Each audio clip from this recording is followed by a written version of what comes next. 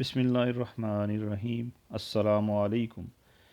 ایک مرتبہ ہارون رشید حج کو جا رہے تھے۔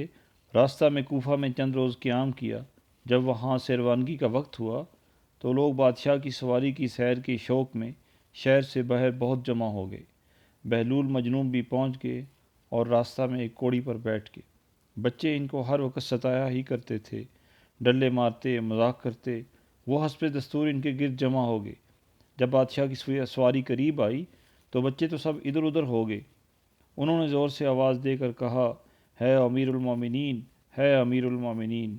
ہارون رشید نے سواری کا پردہ اٹھایا اور کہنے لگا، لبیک یا بیلول، لبیک یا بیلول، کہو کیا کہتے ہو؟ انہوں نے کہا، مجھ سے ایمن نے یہ حدیث بیان کی کہ حضرت قدامہ رضی اللہ تعالیٰ عنہ یہ کہتے ہیں کہ جب حضور اقدس صلی اللہ علیہ وسلم حج کو تشریف لے جا رہے تھے تو میں نے مینا میں آپ کو ایک اونٹ پر سوار دیکھا جس پر معمولی کجاوا تھا، نہ لوگوں کو سامنے سے ہٹانا تھا، نہ ہٹو بچوں کا شور تھا۔ امیر المومنین، تیرا بھی اس سفر میں تواضع سے چلنا تکبر سے چلنے سے بہتر ہے۔ ہارون رشید یہ سن کر رونے لگے۔ پھر کہا، بیلول کچھ اور نصیحت کریے، اللہ تعالیٰ شان تم پر رحم کرے۔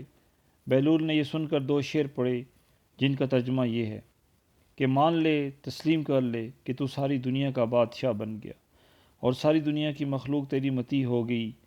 پھر کیا ہوا؟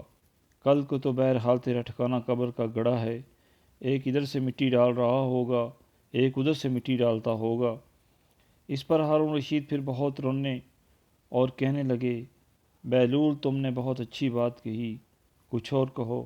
بیلول نے کہا، امیر المومنین، جس شخص کو حق تعالی شان و مال اور جمال عطا کرے اور وہ اپنے مال کو اللہ کے راستہ میں خرچ کرے اور اپنے جمال کو گناہوں سے محفوظ رکھے، وہ اللہ تعالیٰ کے دیوان میں نیک لوگوں میں لکھا جاتا ہے۔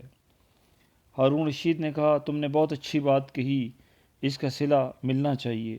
بیلول نے کہا، انعام کے روپیہ ان لوگوں کو واپس کر جن سے ٹیکس وغیرہ کے طور پر لے رکھا ہے، مجھے تیرے انعام کی ضرورت نہیں ہے۔ ہارون رشید نے کہا کہ اگر تمہارے ذمہ کسی کا قرض ہو تو میں اس کو ادا کر دوں۔ بیلول نے کہا کہ امیر المومنین، قرض سے قرض ادا نہیں کیا جاتا، یعنی یہ جو روپیہ جو تیرے پاس ہے یہ خود دوسروں کا حق ہے جو تیرے ذمہ ان کا قرض ہے۔ حق والوں کا حق واپس کرو، پہلے اپنا قرضہ ادا کرو، پھر دوسروں کے قرضہ کو پوچھنا۔ ہارون رشید نے کہا، تمہارے لیے کوئی وظیفہ مقرر کر دیں جس سے تمہارے کھانے کا انتظام ہو جائے۔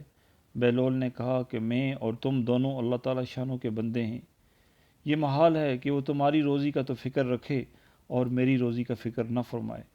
اس کے بعد ہارون رشید نے سواری کا پردہ گرایا اور آگے چل دیا۔